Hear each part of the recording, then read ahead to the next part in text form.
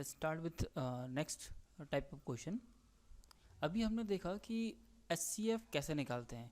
अगर हमें कोई 2 या 3 नंबर दिए हो तो हम इजीली एचसीएफ निकाल सकते हैं, लेकिन एग्जाम में कई बार इस तरीके से नहीं पूछते। एग्जाम में ना उनका पूछने का पर्पज़ होता है कि आपका एबिलिटी चेक करना कि एप्टीट्यूड के परिप्रेक्ष्य में आपका कितना शार्प माइंड है।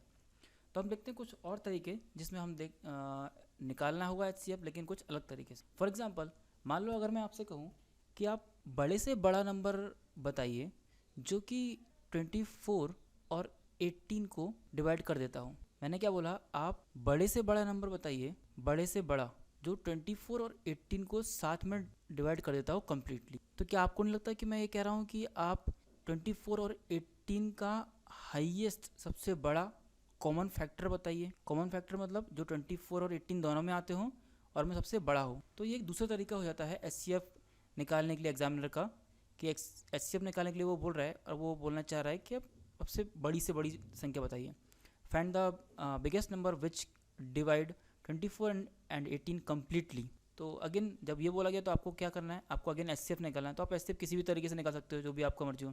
तो इक्वलेट लेमा से अपन ट्राई करते हैं। 18 24 it goes to 1 time, then reminder 18, यहाँ बचेगा 6, again 18, 3 times, reminder is 0। So here it comes out to be 6। ठीक है, अभी हम इसको करके देखते हैं कि थोड़ा लेंथी मेथड से। तो मेथड फर्स्ट है, मेथड 2 है कि वो क्या बोलना चाह रहा था। वो बोलना चाह रहा था कि बड़ी से बड़ी संख्या जो 24 और 18 को साइमल्टेनियसली डिवाइड कर दे। Find the biggest number which can divide 24 and 18 completely. तो अगर इस क्वेश्चन को मैं इस तरीके से लूँ कि फाइंड द नंबर, वो नंबर ढूंढिए जो 24 और 18 को डिवाइड करते हैं, तो आप क्या बोलेंगे? 2। बिल्कुल, 2 12 24, 2 9 18, 2 डिवाइड करता है। आप बोल सकते हैं 3 8 24 एंड 3 6 18। और कोई नंबर हो सकता है क्या? 4 18 नहीं जाएगा, 5 दोनों नहीं जाएंगे, 6 18 नहीं जाएगा, 7 नहीं जाएगा, 8 नहीं। तो हम कह सकते हैं 2 और 3 ये ऐसे नंबर हैं जो कि इनको डिवाइड करेंगे कम्प्लीटली। अभी इसके और फैक्टर क्या होंगे? एक 1 होगा, 1 दोनों को डिवाइड करेगा, और 2 3 या 6, ये इसके टोटल फैक्टर्स हो गए 24 और 18 के। अगर हम देखें बिगेस्ट नंबर कौन सा है इनमें से? 2 मल्टीप्लाइड बाई 3 दैट इज 6, और 6 क्या निकल के आता है? एचसीएफ। तो अगर क्वेश्चन की लैंग्वेज चेंज हो तो इस तरीके से हम सॉल्व कर सकते हैं। अभी हम एक दूसरे तरीके का क्वेश्चन देखते हैं कि एग्जामिनर और कैसे पूछ सकता है। मान लो एग्जामिनर पूछता है, एक छोटे से नंबर लेते हैं 6 एंड 8। मान लो क्वेश्चन है कि आपके पास में 6 मिठाई के टुकड़े, एक गुलाब जामुन है, 6 गुलाब जामुन है, 8 सफ़ेद रसगुल्ले हैं। आपको एक ट्रे में उसको ऐसे जमाना है, एक बॉक्स में, कि हर एक लाइन में आप बराबर बराबर रखें, और जब आप ये पूरा रखें तो हमारा डब्बा पूरा है ख़त्म हो जाए।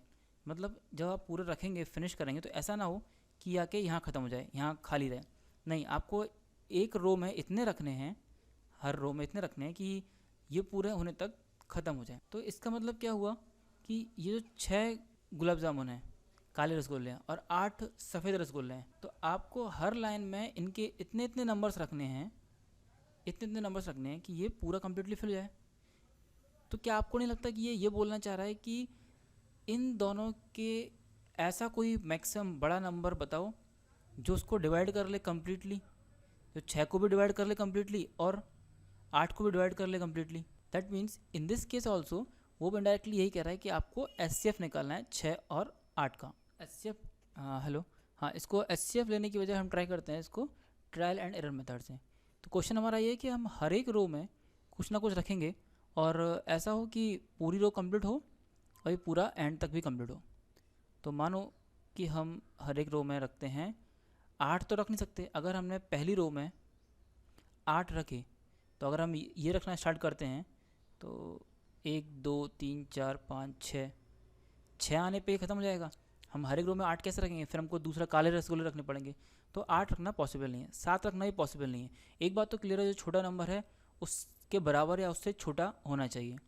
तो 6 अगर रख के देखते हैं कि हमने एक लाइन में रखे 6 काले वाले, 2 3 4 5 6। अभी दूसरे रो में जैसे हम रखते हैं तो 1 2 3 4 5 6, अभी 2 और बचे, 1 2।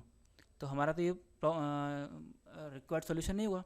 हम तो चाह रहे थे कि इस तरीके से रखे जाएं कि पूरी रो एंड तक फिनिश हो। 6 नहीं हुआ, 5 पॉसिबल होएगा क्या?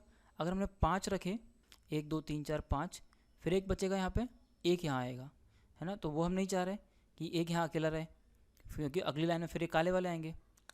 4, अगर 4 रखेंगे, 1 2 3 4 5 6, ये 2 गुलाब जामुन आए। अभी अगली लाइन से स्टार्ट करेंगे, लेकिन यहाँ पे तो एक रो में 4 होने चाहिए थे, तो अगेन ये वाला ही पॉसिबल नहीं होगा। 3 रख के देखें, 3 पॉसिबल होगा क्या? गैस कर सकते हैं 3 पॉसिबल होगा या नहीं बिना कैलकुलेशन के? 1 2 3, 1 2 3 4 5 6, ये तो पूरा लाइन फिल किया, अच्छी बात है। क्या ये पूरा फिल कर पाएगा? 1 2 3 4 5 6 7 8, एक रह जाएगा। इसका मतलब क्या है कि हम यहाँ पे ऐसा कोई नंबर लेने वाले हैं जो कि इसको भी पूरी तरीके से डिवाइड करे और इसको भी पूरी तरीके से डिवाइड करे, है ना, इससे भी ये भी डिविजल हो उससे और ये भी डिविजिबल हो उससे। और उसके बाद में हम चाह रहे हैं बड़ी से बड़ी नंबर, है ना, तो हाईएस्ट कॉमन फैक्टर इन दोनों का जो होगा, जो इसको भी डिवाइड करे और इसको भी डिवाइड करे, वो हमारा रिक्वायर्ड सॉल्यूशन होगा। दैट मीन्स इसका अगर हम HCF निकालें सिंपली, तो हमारा आंसर होगा, लेट अस चेक। अभी 3 में नहीं हुआ, 2 में करके देखते हैं।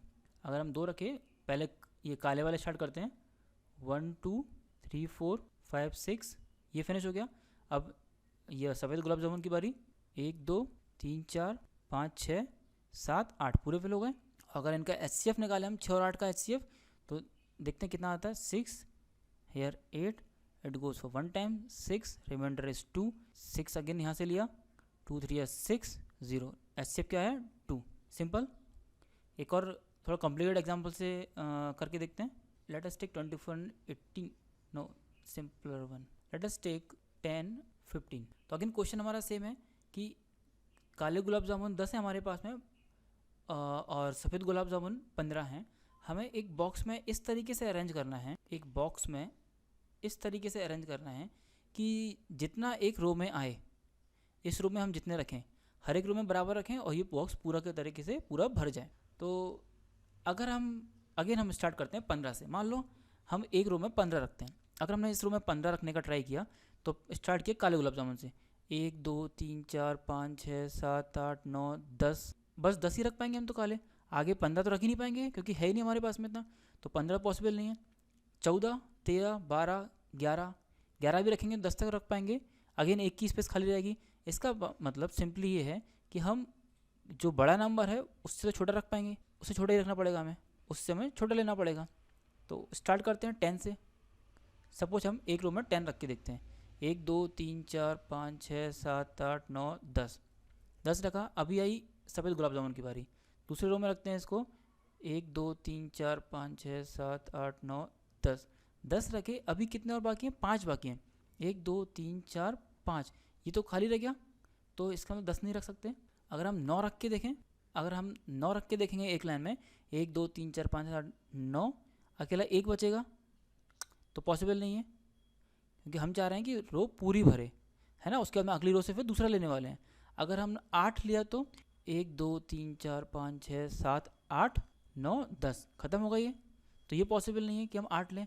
8 से छोटा और देखें, मेरे ख्याल से आप समझ में आया होगा आपको कि हम ऐसा नंबर लें जो इसको डिवाइड करे पूरी तरीके से, है ना। 10 ने डिवाइड किया, 10 तो आया था, लेकिन फिर ये 5 रह जा रहे थे, तो और छोटा नंबर कौन सा है जो इसको डिवाइड करे? 8 7 6, है ना, 6 है क्या? नहीं है 6, तो अगर 6 लेके देखते हैं क्या होता है, 1 2 3 4 5 6 7 8 9 10, है ना, 4, अभी 2 की स्पेस खाली है ना, तो 6 भी नहीं होगा। तो ऐसा नंबर जो कि 10 को डिवाइड करे, वो इस क्वेश्चन का पर्टिकुलर सॉल्यूशन हो सकता है।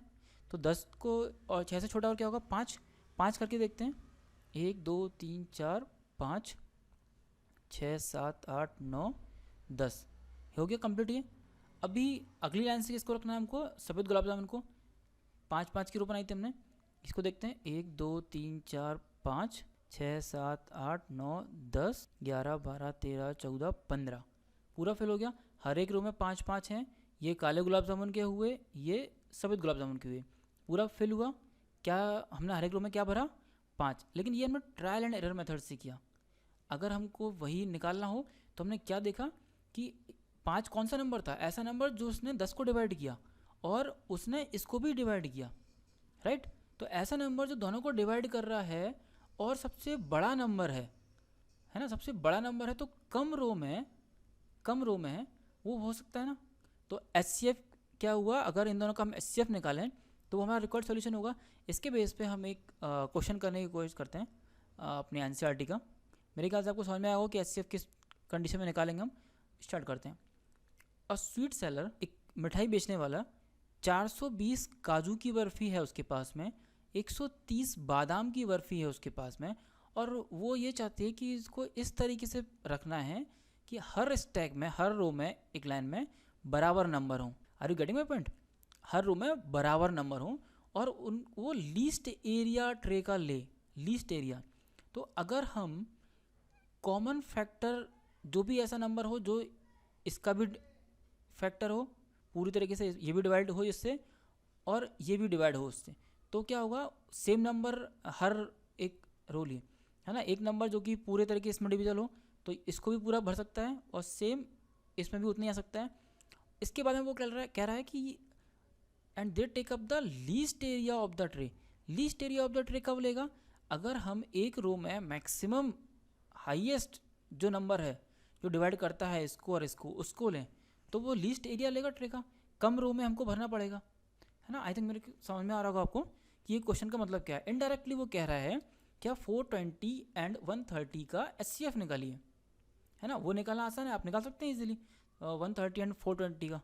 130 420, अगर हम इसको 4 टाइम्स देखेंगे तो 13 4 से 52, यानी अगर 3 टाइम्स ये जाएगा, 13 3 जा 39 0 3 0 130, it will goes for 4 times 120, remainder is 10, then 30, 3 times remainder 0, HCF is 10। इसका मतलब अगर ये स्वीट सेलर हर रो में 10 मिठाई रखेगा, 10 काजू कतली रखी, 1 2 3 4 5 6 7 8 9 10, फिर 10 यहाँ रखा, फिर 10 यहाँ रखा, इसका मतलब 42 रो में ये पूरी फिल हो जाएंगी। और उसके बाद में अगला जब रो से स्टार्ट करेगा तो 130 बादाम बर्फ़ी हैं, 10 यहाँ रखेगा तो 13 रो इसकी होंगी। तो इस तरीके से ये इसको फिल कर सकता है। आई होप ये क्वेश्चन समझ में आया होगा। Let us move for next example. इसका एक और क्वेश्चन है, ये करने की कोशिश करते हैं। पहले क्वेश्चन समझते हैं क्वेश्चन का मतलब क्या है, फिर अपन क्वेश्चन को करने की कोशिश करते हैं। An army contingent of 616 members, 616 members हैं, is to march behind an army band of 32 member. एक मार्च है, परेड है 32 मेंबर की। In a parade the 2 groups are to march in the same number of column, है ना, the same number of column. What is the maximum number of columns in which they can march. हाँ, एक question और देखते हैं इसी तरीके से। इसमें mike is on. Let us suppose एक क्लास में 24 गर्ल्स हैं एंड 60 बॉयज़ हैं। 24 गर्ल्स हैं एंड 60 बॉयज़ हैं, और प्रेयर में इस तरीके से खड़ा होना है कि सामने गर्ल्स खड़ी होंगी और उनके पीछे ऐसे सामने गर्ल्स खड़ी हुई किसी एक नंबर में ऐसा, और उनके पीछे फिर बॉयज़ खड़े हुए। बॉयज़ को मैं बिगर सर्कल से डिनोट कर रहा हूँ और गर्ल्स को पॉइंट से। तो इस तरीके से हमको ये जो स्कूल का अरेंजमेंट है प्रेयर का, इस तरीके से करना है कि अगर हर ये रो में लड़कियां पूरा काउंट हो जाए ऐसा, और अगर 4 4 हैं, 4 के पीछे फिर और 4 आ सकती लड़कियां, ऐसे इस तरीके से ये हो, उनके पीछे बॉयज़ भी पूरे कम्प्लीटली एडजस्ट हो जाएं। इसका मतलब कि हम कितने रो रखें, है ना, या कितना कॉलम रखें कि 24 गर्ल्स उसमें शामिल हो और 60 बॉयज़ उसमें शामिल हो। आई होप क्वेश्चन समझ में आया होगा। एग्जाम्पल के तौर पर देखते हैं कि अगर हम 60 एक रो में 60 को अकोमोडेट करने की कोशिश करते हैं, तो जैसे ही गर्ल 1 2 3 4 5 6 7 8 9 10 11, जैसे 24 होगा उसके बाद में अब तो गर्ल्स है नहीं, तो यहाँ आगे बॉयज़ को खड़ा होना पड़ेगा। लेकिन हम ये नहीं चाह रहे, हम चाह रहे हैं कि इस तरीके से कि फर्स्ट रो में लड़कियाँ हो, सेकंड रो में हो सकता है लड़कियाँ हो, थर्ड में लड़कियाँ हो, और उनके पीछे फिर बॉयज़ हो, ऐसा इस तरीके से कि 24 पूरी तरीके से उसमें एकोमोडेट हो सकें और 60 भी एकोमोडेट हो सकें। तो एक बात से कॉमन सेंस की है, जो पिछले एग्जाम्पल में देखा हमने, जो छोटा नंबर है वो अगर हम पहले चूज़ करेंगे तो वो शायद उसको एकोमोडेट कर सके। लेट अस सपोज हमने यहाँ से स्टार्ट किया 1 2 3 4 5 6 7 8 9 10 11 12, इस तरीके से 24 तक। 24 गर्ल्स सामने खड़ी हुई और उनके पीछे फिर लड़के स्टार्ट हुए, बॉयज़ 1 2 3 4 5 6, ये 24 गर्ल्स यहाँ हो गई, ऐसे यहाँ 24 बॉयज़ हो गए, फिर 25, 26, 27, 28, 29, 30 ऐसे 24 मल्टीप्लाइड टू 48। अभी यहाँ पे कितने हुए 48 बॉयज़ हो चुके हैं यहाँ पे, 49, 50, 51, 52 इस तरीके से यहाँ तक आते हुए कितना होगा 72 बॉयज़ हो जाएंगे यहाँ तक। लेकिन हमारे पास में 60 की लिमिट है, इसका मतलब ये यहाँ पे कुछ जो बॉयज़ होंगे ये बॉयज़ की प्लेसेस यहाँ पे खाली होगी। इसका मतलब 24 गर्ल्स को फ्रंट रो में करना is not a good idea. हमारा जो प्रॉब्लम है वो उसको फुलफिल नहीं कर रहा है उस रिक्वायरमेंट को। तो 24 से कम कुछ लड़कियों को फ्रंट रो में रखेंगे हम। अभी फ्रंट रो में कितना 23 रख सकते हैं क्या?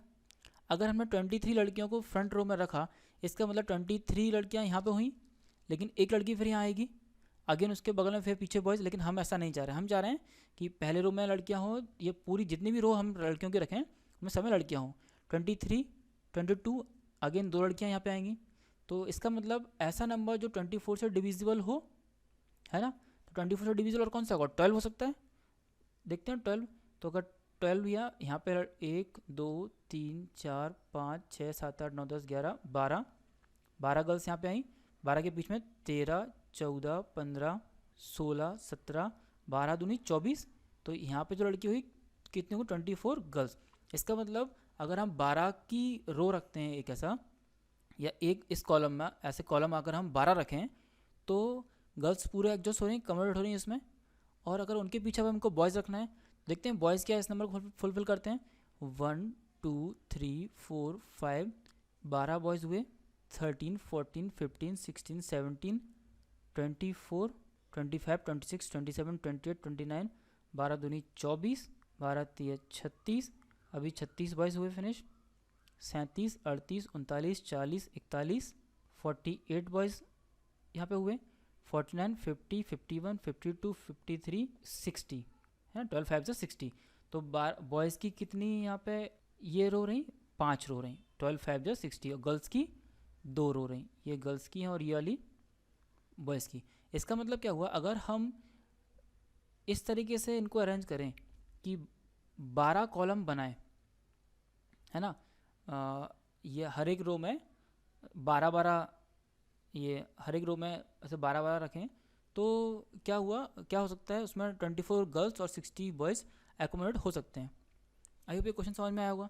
तो अगर इस तरीके से क्वेश्चन पूछा जाए कि 24 गर्ल्स और 60 बॉयज़ को किस तरीके से हम अरेंज करें कि फ्रंट में अगर हम गर्ल्स चाह रहे हैं और उनके पीछे बॉयज़ रहें कंटिन्यूसली, तो किस तरीके से मैक्सिमम कॉलम में हम उनको अरेंज कर सकते हैं।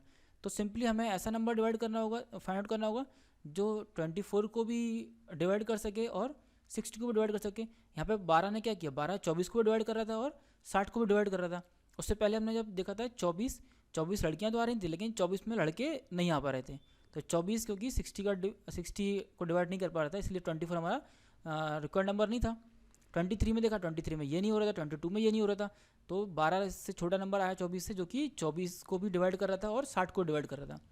तो ऐसा नंबर जो 24 को भी डिवाइड कर रहा है और 60 को भी डिवाइड कर रहा है, सबसे बड़ा नंबर है, उसको हम क्या बोलते हैं, एचसीएफ बोलते हैं। इसका मतलब अगर हम इस क्वेश्चन में एचसीएफ निकालते, सिंपली एचसीएफ निकालते 24 60 का सिंपली, तो क्या हमारा आंसर आता, देखते हैं।